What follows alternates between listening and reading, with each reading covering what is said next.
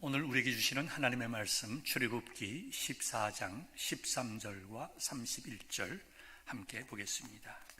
모세가 백성에게 이르되 너희는 두려워하지 말고 가만히 있어서 여호와께서 오늘 너희를 위하여 행하시는 구원을 보라. 너희가 오늘 본 애굽 사람을 영원히 다시 보지 아니하리라. 이스라엘이 여호와께서 애굽 사람들에게 행하신 그 큰 능력을 보았으므로 백성이 여호와를 경외하며 여호와와 그의 종 모세를 믿었더라. 하나님의 말씀입니다. 아멘. 사랑하는 성도 여러분, 우리는 불안한 시대 속에 살아가고 있습니다. 불안한 정도가 아니라 때로는 분노하고 때로는 좌절하고 때로는 내일 우리에게 어떤 일이 일어날지 몰라서 참 절망스러운 마음으로 살아갈 때가 많이 있습니다. 얼마 전에 저하고 가장 가까운 친구 중에 한 명과 통화를 했습니다. 한국에 있는 친구인데요. 그 부모님을 제가 잘 알고 있습니다. 대학 친구기도 하고 또 그 친구가 의정부에 살았기 때문에 또 제가 의정부 근처에서 이게 군 복무를 했기 때문에 친구가 집에 없어도 제가 집에 가서 인사도 드리고 같이 식사 대접도 받고 했던 그런 기억이 있는 가정입니다. 친구의 부친께서는 오래전에 이제 소천하시고 어머니가 계시는데 벌써 한 4년 동안이나 요양병원에 계십니다. 이제는 거의 말씀도 못하시고 알아보지도 못하시고 저 생명만 연장되고 있는 것입니다. 그래서 제 친구에게 통화를 하면서 어머님은 좀 어떠시냐 했더니 그냥 말도 마라. 너무 불안하다는 거예요. 요양병원에 갈 수가 없지 않습니까? 이 코로나 바이러스 사태로 인해서 어머님이 아프시고 돌봐드려야 되는데 병원에 갈 수가 없습니다. 만날 수가 없습니다. 그것이 벌써 6개월 이상 되었다고. 어머니가 정말 살아계시는지, 살아계시면 어느 정도인지 분명히 살아계실 텐데, 그래서 전화가 울리면 가슴이 섬찟하다는 거예요.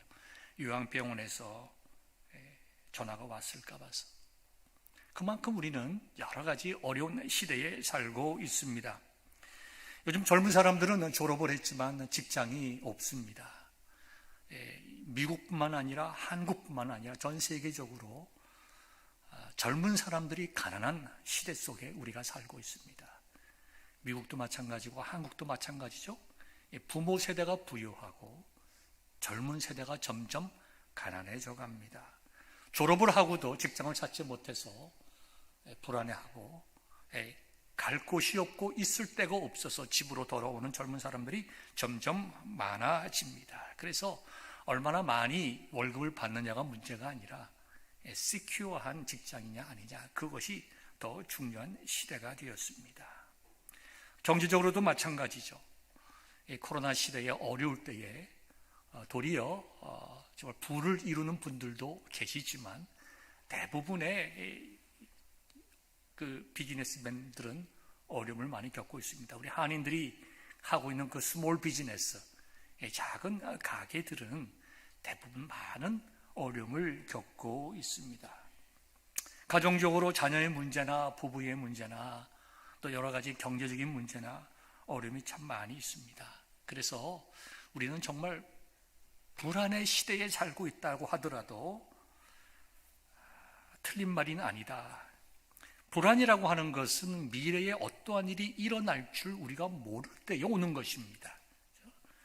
우리가 미래에, 가까운 미래에 정말 원하지 않는 방향으로 흘러간다 하더라도 알면 미리 대책을 세우고 준비할 수 있는데, 가뜩이나 어렵고 힘든데 앞으로의 나의 미래가 정말 나아질 가능성이 보이지 않고 점점 어려워지는 것과 같은 그런 느낌을 받을 때에 우리는 불안하고, 그 다음에 정말 때로는 상황에 분노하게 됩니다. 한국이나 미국이나, 우리가 미국에 살고 있지만 한국을 많이 생각을 하게 되는데요. 한국을 보면 도대체 이 나라가 어떻게 가고 있나. 최근에는 이 한미 동맹에 지금 어려움이 많지 않습니까? 한국과 미국은 상호 방위 조약을 맺고 있습니다. 그래서 어느 한 나라가 전쟁이라든가 국가적인 어려움이 있을 때는 다른 나라가 동맹국이 자동적으로 개입하게 되어 있습니다. 우리 대한민국은 미국의 그런 한미 상호 방위 조약으로 인해서 방위를 상대적으로 적게 쓰면서 그 보호 아래 정말 놀라운 경제 성장을 이루게 되었습니다. 그것은 미국을 좋아하는 사람이건 또 반미 세력이건 부인할 수 없는 현실입니다. 미국의 입장에서 한국이 많이 컸으니까 여러 가지 좀 부담금도 많이 내고 이런 것들이 이제 오가고 있습니다. 근데 가장 중요한 것은 중국과 미국이 갈등이 있으니까 미국에서는 한미 상호 방위 조약을 근거로 해서 미국이 유사시에 중국과 어떤 안 좋은 관계가 생길 때에 한국이 미국의 입장에 서서 정말 좀 극도로 말하면 전쟁이 일어나면 같이 참여해서 중국과 싸워주기를 바라고 있습니다. 이 한미 상호 방위 조약에 따른 당연한 정신이지만 우리 대한민국 정부는 거기에 대해서 강력하게 노하고 있습니다. 그러니까 우리는 불안하죠. 국민의 입장에서는 불안하죠. 나라가 어떻게 되는 것인가. 어느 방향이 옳고 그른가를 떠나서 정말 새로운 개념의 전략들이 생겨나가고 새로운 개념의 방위의 개념들이 생각나가고 새로운 개념과 정말 여러 가지 현실을 정리해 나가는 과정 속에서 정말 국민의 입장에서는 불안하기도 하고 잘 되기를 바라지만 걱정과 우려의 시선을 갖게 됩니다. 한국뿐입니까? 미국을 보십시오. 지금 대통령 선거가 얼마 남지 않았습니다. 최근에 트럼프 대통령과 또 바이든 전 부통령 후보의 1차 토론이 있었습니다. 정말 한마디로 얘기를 해서 아이들이 볼까 봐 무서울 정도로 세상에 부끄러운 토론하는 것을 보았습니다. 미국이 초강대국인데 세계의 제일 강대국이고 시스템적으로 굉장히 건실한 나라인데 어떻게 이 나라의 대통령, 세계에 가장 영향력이 있는 사람이 되겠다는 두 사람의 토론이 어떻게 이것밖에 되지 못하는가. 실망을 넘어서 분노가 생기고 정말 저분들이 나라를 잘 이끌 수 있겠는가는 불안한 마음이 생기는 거예요. 두 후보들 보면서도. 그 이후에 부통령 토론이 있지 않았습니까? 제가 그걸 끝까지 지켜보면서 차라리 저분 두 분이 대통령 후보였으면 좋겠다 하는 생각을 가졌습니다. 어느 한 후보를 지지하지 않는다고 해서 주지사를 납치하려고 하는 그러한 음모가 있었다는 것을 신문 뉴스에 보면서 이게 지금 21세기 미국인가? 지금 어느 때인데 주지사를 납치하겠다고 하는 건가? 어떻게 그런 생각이 가능한가? 미국에 살면서도 참 혼란스럽고 불안합니다. 어느 분이 되든지 간에 나라가 안전하고 정말 평화롭고 특별히 미국과 한국은 전 세계적으로 선교사를 가장 많이 보내는 국가 아닙니까?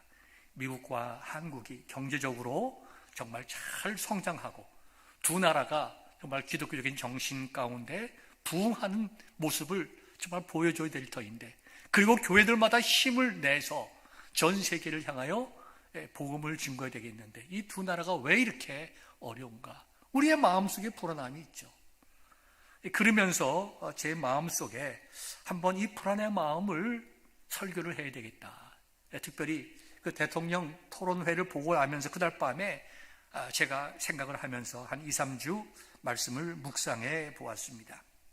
이것이 코로나 사태로 인한 것이든 한국과 미국의 정치적으로 인한 불안이든 간에 이 모든 것 뒤에 있는 어떤 인종의 문제, 그 다음에 어떤 그런 성별의, 즉 젠더의 이슈들, 그 다음에 영적인 이슈들, 이 모든 것들이 많은 분들이 이야기하기를 기독교적인 세계관을 무너뜨리려고 하는 세력들이 있다라는 것입니다. 우리가 그 말에 지지를 하던 아니면은 반대를 하던 그것과 상관없이 우리가 현실적으로 눈에 나타나는 현상들이 반기독교적인 사상들, 하나님의 말씀에 어긋나는 그러한 사상들이 점점 우리의 생활 속에, 우리들의 자녀들 속에 들어오므로 무엇이 올바른 하나님의 자녀들의 삶인지를 분간하기 어려운 그런 시대에 살고 있다는 것입니다. 어제도 이제 여기 와 계시는 채플린 목사님과 함께 이야기를 하면서 과연 우리 자녀들 세대에 우리가 마음껏 찬송 부르고 마음껏 전도하고 선교할 수 있을까? 정말 신앙의 자유가 가장 잘 보장되어 있는 이 미국이 앞으로 몇십 년 뒤에 동일한 신앙적인 자유를 가지게 될 것인지, 아니면은 정말 어려운 시절을 겪게 될 것인지, 그분은 그분 나름대로 여러 가지 어려움을 말씀을 하셨습니다. 사랑하는 성도 여러분, 우리는 불안한 세대 속에 살고 있습니다. 그리고 사회적인 문제, 정치적인 문제, 크게 영적인 문제를 생각하지 않더라도 우리 한 사람 한 사람, 개인 한 사람, 가정 한 가정마다 어려움과 문제가 없는 가정이 거의 없습니다. 아마 지금 나는 그런 문제가 없다고 한다 하더라도 그것이 부부의 문제든 자녀의 문제이든 건강의 문제이건 아니면 경제적인 문제이건 우리는 우리의 삶 속에서 정말 불안함을 경험할 수밖에 없는 그러한 삶을 살아가고 있고, 그것이 점점 더 심화되어 간다는 데 깊은 아픔이 있습니다. 세상에는 이 불안과 두려움에 따라 나눠보면 두 가지 종류의 사람이 있다고 말할 수가 있습니다. 누구나 불안을 느끼고 누구나 공포를 느끼고 누구나 좌절을 느끼지만 그 불안과 공포 속에 완전히 지배되어서 그의 인생이 헤어나오지 못하는 사람이 있는가 하면, 또 한 그룹의 사람은 동일한 불안과 걱정 속에서 그것을 극복하고 도리어 그것을 자기의 성숙의 기회로 삼는 사람들이 분명히 있다는 것입니다. 우리가 성경으로 돌아가서 예를 찾아보면 모세가 12명의 정탐꾼을 가나안 땅에 보냈습니다. 12명의 동일한 것을 보았지만 10명은 불안해서, 심지어 그 땅이 처음에는 좋은 땅이라고 했다가 나중에는 그 땅을 혹평하게 되었습니다. 그것이 놀랍게도 12명 중에 10명인 대다수의 정말 똑똑한 사람이었습니다. 자기 지파에서 분명히 최고의 엘리트인 젊은 사람이었는데 그 12명의 사람들 중에 대다수인 10명이 불안으로 인해서 잘못된 판단과 결정을 했습니다. 그러나 여호수아와 갈렙은 비록 소수였지만 그런 어려움 속에서 도리어 하나님의 말씀을 이루어 나가는 기회로 삼았습니다. 사랑하는 성도 여러분, 우리 모두에게는 불안과 걱정이 있지만 저와 여러분들은 이것을 도리어 우리를 구원하시는 하나님을 바라보는 믿음의 기회, 은혜의 기회, 축복의 기회로 삼으시는 지혜로운 성도들 되시기를 주님의 이름으로 축복합니다. 성경 말씀을 보면 우리에게 주시는 많은 명령들이 있습니다. 가장 잘 알려진 명령은 뭡니까? 10계명입니다. 또 우리가 잘 아는 명령은 마음을 다하고 목숨을 다하고 뜻을 다하여 하나님을 사랑하고, 또 마음을 다하고 목숨을 다하고 뜻을 다하여 내 이웃을 사랑하라고 하는 이중계명입니다. 그런데 성경에 보면 단일한 계명, 굉장히 반복되어서 나오는 두 가지의 단일한 계명이 나옵니다. 첫 번째는 뭘까요? 서로 사랑하라. 두 번째는 오늘 제목에도 있지만 두려워하지 말라. 왜 하나님께서, 왜 우리 주님께서 서로 사랑하라고 하는 말씀을 그렇게 많이 하셨을까요? 인간이 근본적으로 사랑하지 못하는 이기적인 죄악된 존재이기 때문입니다. 얼마나 사람들이 서로 사랑하지 못하면 예수님께서 그토록 수많은 서로 사랑하라고 하셨을까요?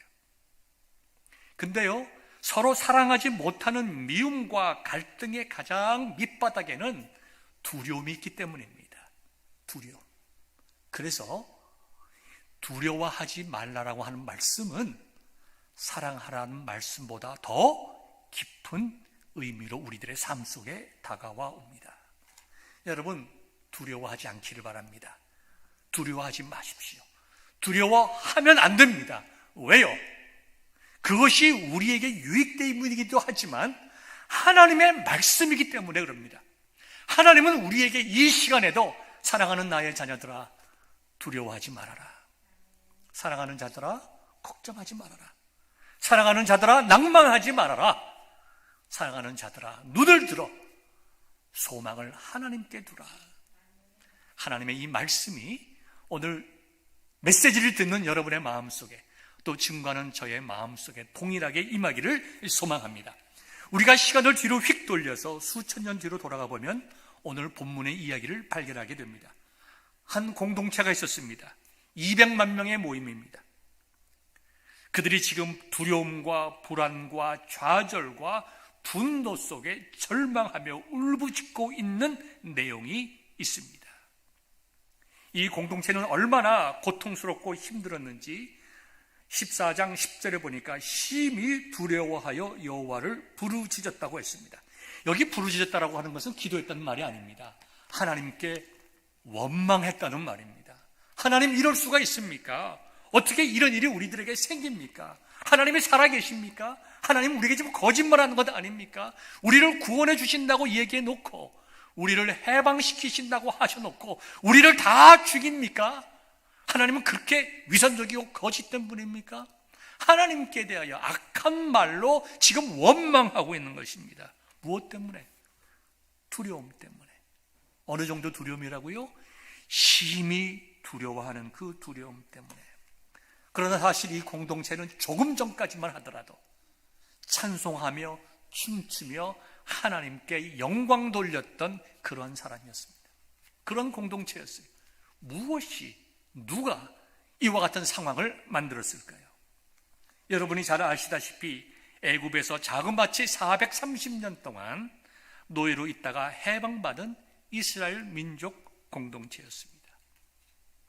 놀라운 이적과 기적을 경험하면서 하나님의 구원하심을 찬송하며 정말 노래 부르며 춤추며 이게 정말 꿈인가 진실인가 정말 그들의 무릎을 꼬집고 사람을 꼬집어 가면서 야 이게 진짜구나, 우리가 이제 애굽에서 해방되는구나. 그리고 애굽 사람들이 그들에게 준 여러 보화와 정말 짐승들을 가지고 야 이제는 우리가 걱정 없이 넉넉하고 풍요롭게 살게 되었다. 하나님을 찬양하세, 하나님을 감사하세, 우리의 지도자 모세여, You are the man. 당신이 정말 바른 리더입니다. 그리워왔던 사람들입니다. 왜 이렇게 됐을까요? 하나님께서 뜻이 계셔서 그들을 홍해로 인도하셨습니다. 분명히 가나안 땅으로 갈 수 있는 다른 길이 있었음에도 불구하고 하나님께서는 뜻이 계셔서 그들을 홍해 쪽으로 인도했습니다. 아마 그들의 마음속에는 생각이 들었을 거예요. 왜 우리가 가나안 땅으로 가는데 홍해 앞에 서 있지? 잠시 여기서 쉬고 가려고 그러나? 아니면 여기서 우리가 예배를 드리고 무엇인가 좀 재충전해서 가려고 하는가? 그들이 홍해 앞에서 홍해 때문에 두려워하지 않았습니다. 처음에는. 그런데 어떤 일이 있었습니까? 뒤에서 마음이 바뀌는 바로가 군사들을 이끌고 그들을 잡으러 오게 되었습니다. 그때의 똑같은 상황 속에서 홍해 앞에서 쉼을 생각하고 평화를 생각하고 재충전을 생각했던 이 민족이 갑자기 변해서 하나님을 원망하고 두려워하며 울부짖었습니다. 앞에는 홍해가 있으니 그들이 갈 수가 없다고 생각했습니다. 뒤에는 이제 이집트의 군사들이 쫓아오기 때문에 그들이 싸워 이길 수가 없다고 생각했습니다. 그들의 초이스는 하나밖에 없었습니다. 이제는 죽었구나. 아마 상상이 여러분 되시지 않습니까? 뭐 별사람 다 있었을 거예요. 바다로 뛰어들어서 헤엄에서 도망가려고 하는 사람도 있었을 것이고, 자 우리가 돌아가자. 젊은 사람들은 대오를 이탈해가지고 도망가는 사람도 있었을 것이고, 부모들은 뭐 울고 불고 난리를 하고 원망하고 누구 책임이냐 이 난리를 하고, 그것을 바라보는 자녀들은 이유도 모르고 놀라서 울고, 아마도 우리가 생각하는 것보다 훨씬 더 절망과 좌절이 주는 혼란 속에 빠져들었을 것입니다. 그런데요, 이런 어려움 속에서 그와 같이 반응하는 것이 지혜로운 반응입니까? 아주 어리석은 반응입니다. 이해는 되지만 굉장히 어리석은 반응이에요. 아주 오래전 일입니다. 제가 살고 있는 아파트에 불이 났습니다. 주일날입니다. 제가 교회를 갔다 오는데 우리 아파트에 다른 한 동이 불이 났습니다. 미국은 다 집을 나무로 짓지 않습니까? 3층에 사는 한국 고등학교 학생이 베란다에서 담배를 피다가 그 담배불을 그냥 버렸어요. 근데 거기도 우리가 살고 있는 이 지역과 같이 소나무가 굉장히 많이 있습니다. 쌓여있던 그 소나무 이파리에 불이 붙어가지고 한꺼번에 불이 붙었는데요. 최근에 한국 어디서 지금 불이 나지 않았습니까? 아파트가 그냥 정말 영화처럼 불기둥이 올라잖아요. 그처럼 1, 2, 3층이 불기둥이 갑자기 오른 불에 타고 있는데요. 소방차가 오지도 않았던 때입니다. 그 고등학교 밖에 나가서 부들부들 떨립니다. 얼마나 두려웠겠어요. 자기가 던진 담뱃불 때문에 부모님도 계시지 않는데 교회 가시고 부모님들은 아파트에 불 타고 있어요. 얼마나 두려웠겠어요. 그런데 동네 아저씨 한 분이 그 아이한테 막 뭐라고 그러는 거예요. 이놈아, 네가 이래서 되느냐? 그게 무슨 소용이 있어 지금. 애가 그러지 않아도 지금 다 죽어가는데 말이죠. 네가 왜 불을 냈냐고, 왜 담배를 폈냐고. 그거 막 나무라는 거예요. 이게 얼마나 어리석은 일입니까? 일단 불부터 꺼야죠. 일단 아이를 안정시켜야죠. 전혀 의미 없고 상황만 더 악화시키는 일들을 합니다. 그런데 우리가 살아가면서 이와 같은 어리석은 행동을 할 때가 얼마나 많은지 모릅니다. 두려움 앞에서 조금만 정신을 차리게 되면 인간적으로 보더라도 상식적으로 보더라도 해결할 수 있는 길이 있는데 우리들은 그냥 두려움에 사로잡혀서 도리어 더 큰 문제들을 만들 때가 얼마나 많이 있는지 모릅니다. 예수님께서도 그래서 마태복음 6장 27절에서 너희 중에 누가 염려함으로 그 키를 한 자라도 더할 수 있겠느냐. 우리가 염려한다고 우리 키가 커진다고 하면 세상에 키 작을 사람은 아무도 없겠죠. 우리가 염려함으로 어떤 일이 해결된다고 하면 해결 못할 문제가 어디에 있겠습니까? 우리는 문제 해결에 도움이 되지 아니하는 불안이나 염려나 방황이나 좌절일보다 우리의 인생에 많은 에너지를 낭비하는 그러한 불안보다 두려움보다 하나님의 말씀이 우리에게 무엇이라고 하는가를 보고 그 말씀에 순종하고 그 말씀을 붙잡고 일어나는 것이 지혜로운 성도의 모습입니다. 사람이 어려워지거나 불안해지기 시작하면 자꾸 더 깊게 생각합니다. 내가 지금 이런 어려움이 있지, 내일은 더 큰 어려움이 있을 거야. 이것이 문제가 해결 안 되면 더 큰 어려움이 생길 것이고 이렇게 될 것이고 저렇게 될 것이고 나는 큰일 났구나. 자꾸 스스로 상황을 최악의 상황으로 생각합니다. 일어나지도 않은 일들을 일어날 것이라고 미리 짐작하고 그것도 최악의 상황으로 바뀔 것이라고 믿어버립니다. 그리고 마음의 평정을 잃어버리고 두려워하고 불신앙적인 생각과 불신앙적인 말을 하는데요. 오늘날 우리만 그런 것이 아니라 모세 시대에도 동일했습니다. 시대를 초월하여 인간의 모습은 하나도 변하지 않았다는 것이죠. 자, 우리의 10절을 보면요. 이스라엘 자손이 심히 두려워하여 여호와께 부르짖고 즉 여호와를 원망하고 11절 보니까 모세에게 이르되 애굽에 매장지가 없어서 당신이 우리를 이끌어내어 이 광야에서 죽게 하느냐. 여러분, 이 사건으로 인해서 죽은 사람이 있습니까? 없습니까? 한 사람도 죽지 않았습니다. 이스라엘 백성은 한 사람도 죽지 아니하고 죽은 사람들은 애국 군대였어요. 그런데 왜 죽을 거라고 미리 단정합니까? 원망합니다.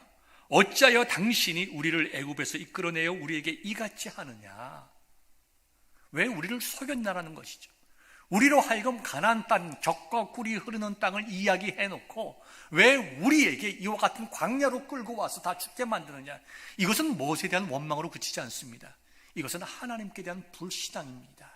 하나님을 원망하는 것입니다. 그 다음에 세 번째 볼까요?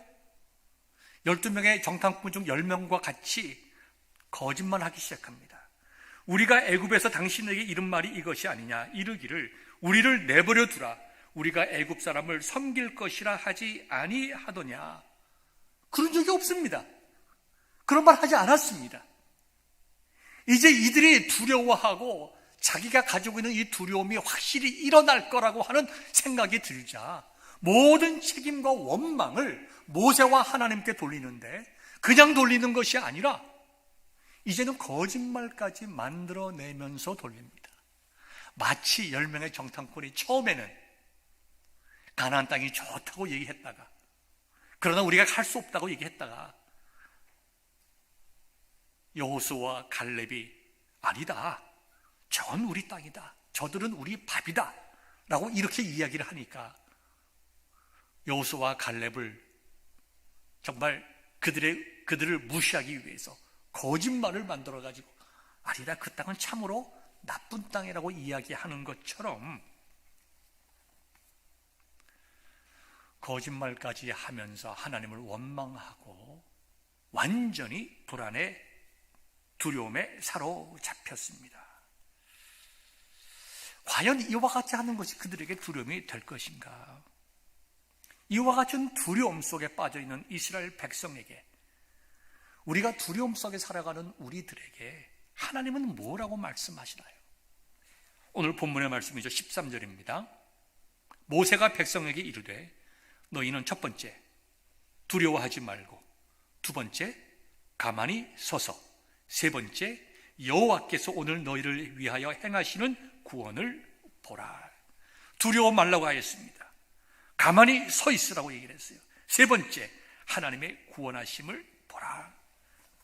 가만히 서라는 말은 무슨 말입니까? 하나님께 기도하라는 얘기입니다. 하나님께 맡기라는 이야기죠.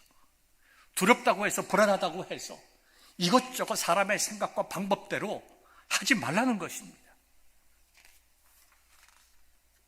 여러분, 우리 지나간 인생을 뒤돌아봅시다. 우리의 지나간 인생 속에 하나님이 우리를 버린 적이 있습니까? 아마 여러분 뒤돌아보십시오. 아마 적어도 이 자리에 앉아 계시는 분들 동일한 마음일 것입니다. 참 내 인생 속에 어려움이 많이 있었지. 그때 정말 내가 죽는 줄 알았지. 그때 정말 내가 이혼하는 줄 알았지. 그때 정말 내 자식이 잃는 줄 알았지. 내 비즈니스 망하는 줄 알았지. 정말 내가 모든 걸 다 잊고 애들하고 정말 길거리에 나가 떨어지는 줄 알았지. 여러분, 우리 살아오면서 이와 같은 생각들 한두 번 안 해본 사람이 어디 있습니까? 정말 불안해서 잠 못 이루지 않은 사람들이 어디 있습니까? 나는 아직 없는데 손 들으실 사람이 있습니까? 있다면 곧 닥칠 거예요. 걱정하지 마세요. 반드시 닥칩니다, 인생 속에. 근데 질문하지요. 그 어려웠을 때에, 그때는 힘들었지만 뒤돌아보니까 하나님께서 여러분을 버리셨던가요?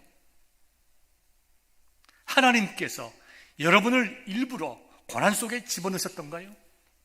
하나님께서 재밌어 하시면서 우리의 고통당하고 눈물 흘리시는 것을 즐거워하셨던가요? 아닙니다. 그 당시에는 죽는 줄 알았지만, 그 당시에는 망하는 줄 알았지만, 그 당시에는 두려워 정말 어쩔 줄 몰랐지만, 인생을 좀 지나고 보니까 참 감사하다. 하나님께서 도우셨다. 하나님께서 은혜를 주셨다. 참 힘들었지만 정말 하나님께서 나에게 길을 열어주셨다. 아마 한 번도 빠짐없이 그와 같은 고백이 여러분의 마음속에 있을 것입니다. 그러면 과거에 우리와 함께 하셨던 그 하나님이 오늘은 우리를 버리십니까? 아닙니다. 과거의 하나님은 오늘의 하나님과 동일하신 하나님이십니다. 내일의 하나님도 오늘과 동일하신 하나님이십니다. 과거의 우리의 인생 속에 우리를 구원해 주신 그 하나님께서는 오늘 이 시간도 저와 여러분의 어려움을 아시고, 저와 여러분들의 아픔과 눈물을 아시고, 두려워하는 우리의 마음에 찾아오셔서 위로하시고 대화하시고 새로운 힘을 더해 주시는 하나님이신 것을 이 시간 먼저 믿음으로 고백하시는 귀한 성도들 되시기를 주의 이름으로 축원합니다. 하나님께서는요, 뜻이 계세요. 어떤 분들은 이렇게 말씀드리면, 목사님, 그거는 코에 걸면 코걸이, 귀에 걸면 귀걸이 아닙니까? 사람의 말은 그럴 수가 있습니다. 하나님의 말씀은 코에 걸면 코걸이, 귀에 걸면 귀걸이의 말씀이 아니라 변함없으신 신실하신 하나님의 약속의 말씀입니다. 그 하나님의 약속의 말씀은 우리에게 많은 것을 알려주시는데요, 때로는 하나님께서 우리의 앞길에 어떤 일이 일어날 줄 우리로 하여금 모르게 하시고, 그 어려움 앞에서 우리 자신을 점검하고 나에게 믿음이 있는지 없는지 깨닫게 하시고, 믿음이 없어서 불안해하는 것이 얼마나 잘못된 신앙인의 모습인가를 깨닫게 하시고 회개하고 변화되어 새롭고 성숙한 하나님의 자녀로 만들어 가시기를 원하십니다. 오늘 저에게 요만한 어려움이 있다고 생각해 봅시다. 아마 내일은 이만큼 큰 어려움이 생길 수가 있습니다. 이만큼 큰 어려움을 극복하려면 작은 어려움부터 극복을 해야 됩니다. 하나님께서는 우리에게 어려움을 치워주실 때도 있지만, 많은 경우 우리로 하여금 그 어려움 속에서 내 믿음이 한 단계 성숙해서 자라나는 스텝스톤으로 만들어 주실 때가 많이 있습니다. 그래서 다음에 우리에게 더 큰 어려움과 걱정이 온다 하더라도 불안해하기보다, 두려워하기보다 믿음을 가지고 죄짓지 않고, 사람의 생각이나 입술로 죄짓지 아니하고 도리어 하나님을 찬송하게 하시는 은혜를 우리 앞에 두실 때가 너무나 많이 있다는 것입니다. 시편 42편 5절을 보면 이런 말씀이 있습니다. 내 영혼아, 내가 어찌하여 낙심하며 어찌하여 내 속에 불안해하는가? 너는 하나님께 소망을 두라. 그가 나타나 도우심으로 말미암아 내가 여전히 찬송하리로다. 불안한 마음이 있지만 하나님께 소망을 두고 기도하면 하나님께서 여전히 우리로 하여금 찬송케 하신다. 우리로 하여금 하나님의 구원을 보게 하신다는 것입니다. 동일한 43장 5절을 보니까 내 영혼아, 내가 어찌하여 낙심하며 어찌하여 내 속에서 불안해하는가? 너는 하나님께 소망을 두라. 그가 나타나 도우심으로 말미암아 내 하나님을 여전히 찬송하리로다. 동일한 말씀이 다시 나옵니다. 사랑하는 성도 여러분, 우리 본문에 있는 말씀과 같이 하나님께서 이 모든 이스라엘 민족들의 어려움들을 다 극복하게 하셨어요. 한 사람도 죽지 아니하고, 그들이 정말 문제의 가장 큰 문제라고 생각했던 홍해 바다를 건너가게 하셨습니다. 여러분, 그들의 두려움이 두 가지였었죠. 첫째는 앞에는 홍해 바다였습니다. 두 번째는 애굽의 군사들이었습니다. 하나님께서 홍해에 다리를 만드셔서 건너가게 하지 아니하시고, 빙 둘러서 건너가게 하지 아니하시고, 사람들이 생각하지도 못하고 생각할 수도 없었던 하나님의 방법을 통해서 바다를 마른 땅과 같이 가르시고 그 사이를 지나가게 하셨습니다. 동일한 그 길로 들어오는 애굽의 군대들을 한순간에 다 멸절시킴으로 이스라엘 백성들이 계속해서 하나님을 찬양하게 하였습니다. 얼마나 놀라운 일입니까? 얼마나 감사한 일입니까? 그러므로 사랑하는 성도 여러분, 내가 망했다고 생각할 때에 아니다. 하나님께서 나에게 새로운 길을 열어 놓으신다. 내가 불안해할 때 아니다. 이때는 도리어 내가 하나님의 놀라우신 은혜를 체험할 때이다. 도리어 믿음의 스텝스톤으로 생각할 수 있는 귀한 성도들 되시기를 바랍니다. 그런데요, 우리가 꼭 기억할 것이 있습니다. 너무나 당연한 말씀, 불안해하지 말고 당황해서 이것저것 하지 말고 조용히 엎드려 하나님의 구원하심을 구하는 것이 옳은 줄 알면서도 왜 우리는 우리의 믿음대로, 들은 대로, 배운 대로 못하는가? 하나님은 우리를 사랑하시고 우리의 모든 것을 아시고 우리의 눈물을 닦으시고 우리를 선한 길로 인도하십니다. 여러분 다 알죠. 아멘이죠. 그런데 그것이 여러분에게 있는 작은 불안을 극복할 수 있는 힘이 됩니까? 좀 마음이 아픈 일은 한국의 연예인들이 자살을 참 많이 합니다. 여러 다른 나라도 마찬가지지만, 근데 그 연예인들의 그 장례 사진을 보면 대부분 다 앞에 그 십자가가 있어요. 예수님 믿는 사람이었다는 얘기죠. 그들이 바빠서 여러 가지 이유로 신앙생활을 얼마나 잘했는지 모르지만 적어도 나는 예수님 믿는 사람이라고 하는 것을 본인도 알고 이웃도 다 아는 거예요. 동료들도 아는 것입니다. 그러나 얼마나 어렵고 힘들고 고통스러웠으면 스스로 생명을 끊겠어요. 우리가 그분들에게 스스로 생명을 끊는 것이 잘못된 것이다 라고 하는 교리적인 얘기를 할 것이 아니라, 안타까운 마음의 핵심이 뭡니까? 왜 그들이 그렇게 많이 하나님의 말씀을 들었을 터인데 두려워하지 말라. 하나님의 구원하심을 보라. 하나님은 우리와 함께 하신다. 하나님은 내 모든 슬픔을 아시고 내 눈물을 닦아주신다. 너무나 많은 설교를 듣고 고백하고 기도하고 이야기했을 텐데 왜 실질적인 삶의 현장 속에서 믿음으로 해결하지 못하고 두려움과 불안 속에 스스로 생을 마감하고 마는가? 너무 안타까운 일이죠. 그분들만의 일입니까? 우리들도 마찬가지 아닙니까? 말씀을 증거하는 저도 마찬가지입니다.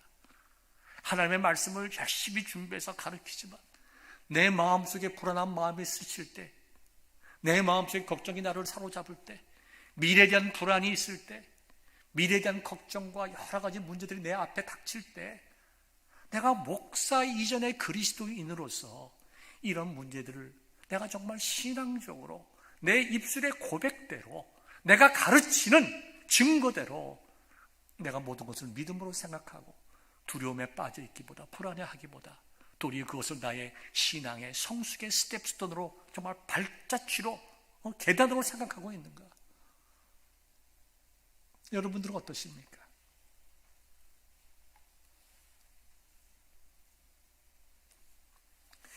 사진 한 장을 보여드리고 싶습니다. 이 사진은 여러분들이 아주 잘 아는 굉장히 유명한 사진이죠. 2009년 1월 5일 뉴욕의 라과디아 공항을 출발해서 우리가 살고 있는 노스캐롤라이나주 샬롯으로 향했던 US 에어웨이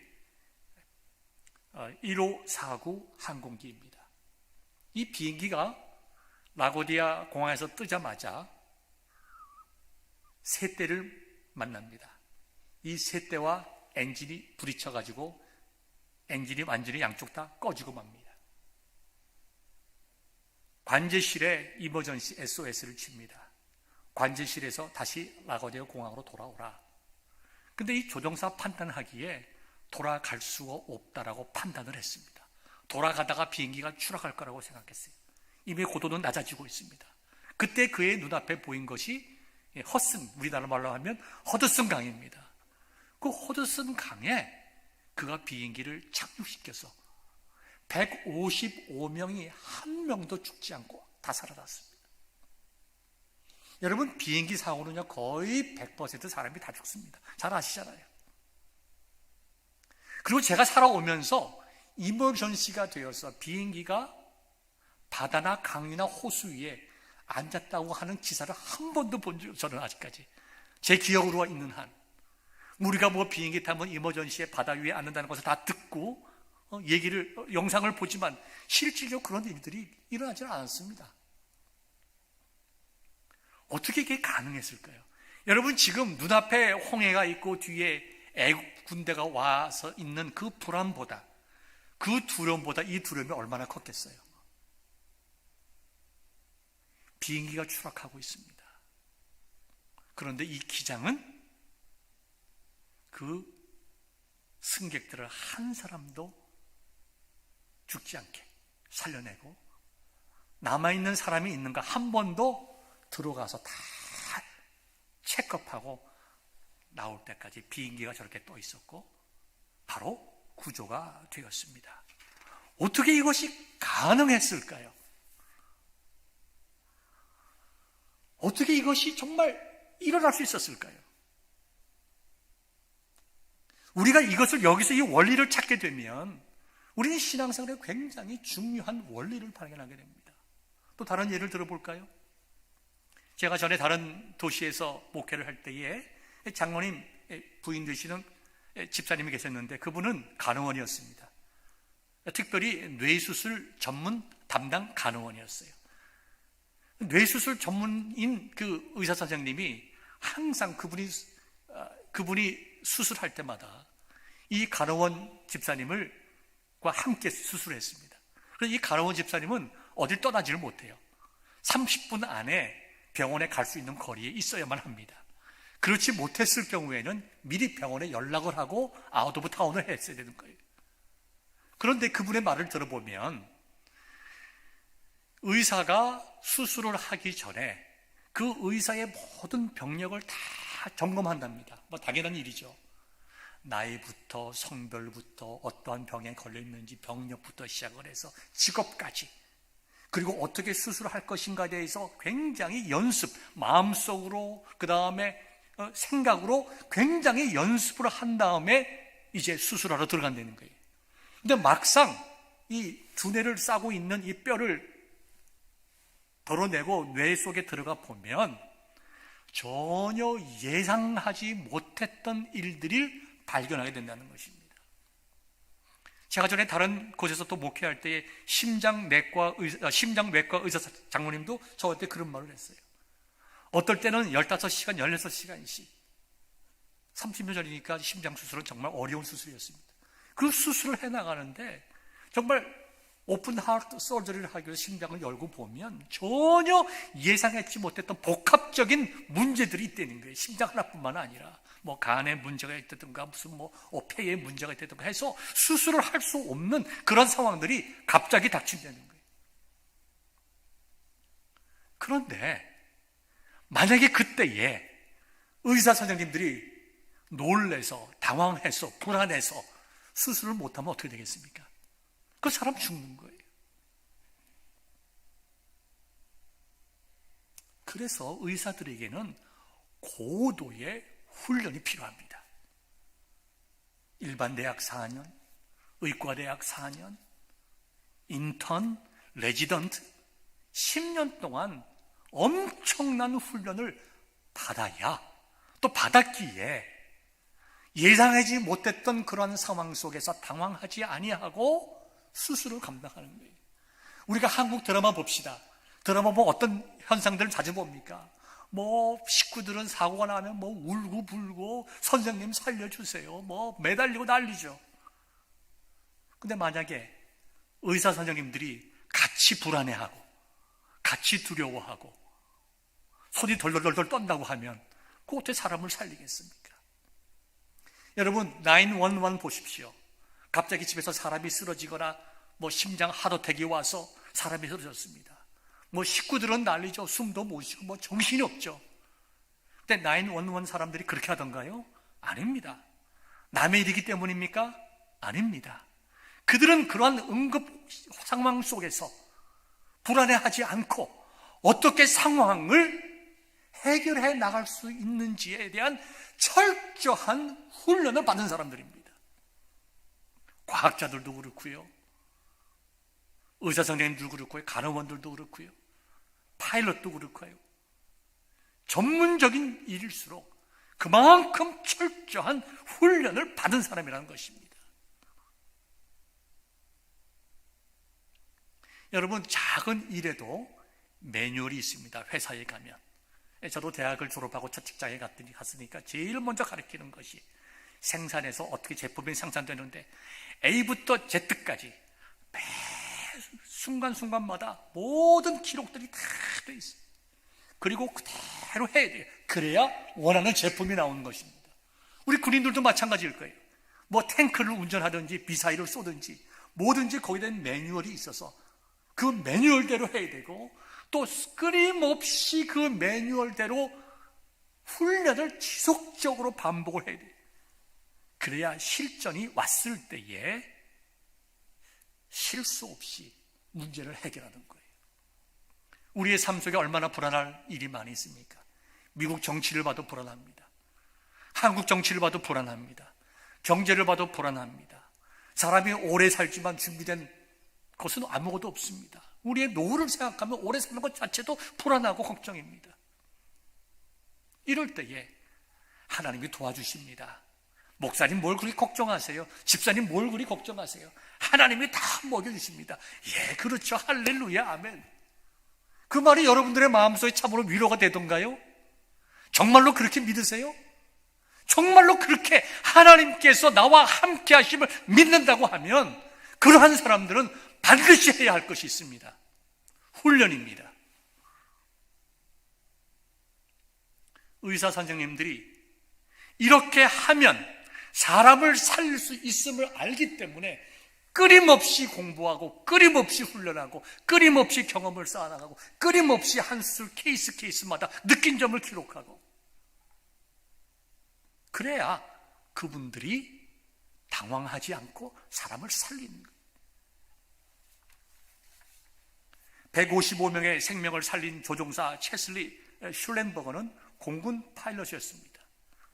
그는 공군 파일럿을 하면서 또 제대한 다음에 US 에어에 취직해서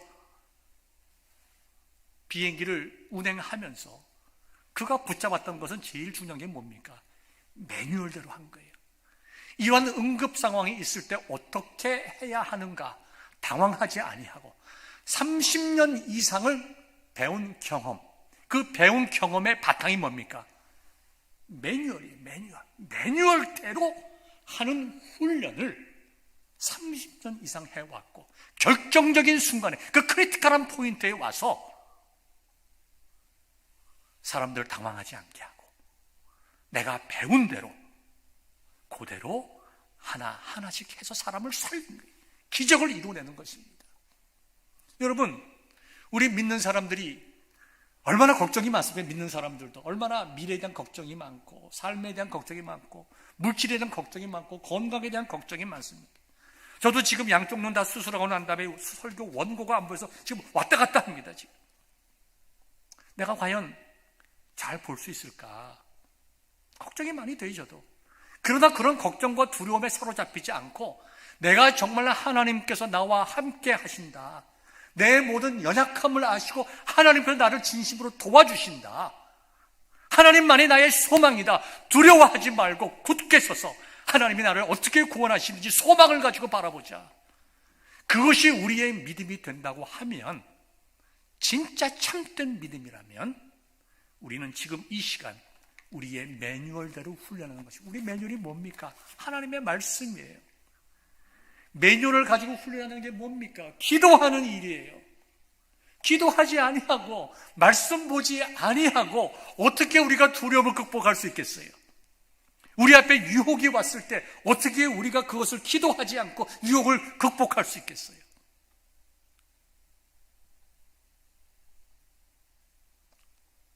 사랑하는 성도 여러분, 오늘 본문의 말씀은 너무나 잘 아는 내용의 말씀입니다. 그러나 우리의 현실 속에서 가장 지켜지지 않는 것입니다. 우리 스스로 가장 속는 일입니다. 우리는 그만큼 연약한 존재들이고 우리에게 닥쳐오는 두려움과 불안이라고 하는 것은 너무나 큽니다. 어떻게 두려움 없이 굳건히 서서 하나님의 구원하심을 바라볼 수 있겠습니까? 우리가 셜리 파일럿처럼 끊임없이 매뉴얼을 붙잡고 연습하지 아니하면 우리는 우리 속의 환경과 유혹 속에 넘어질 수밖에 없어요. 말씀을 맺겠습니다.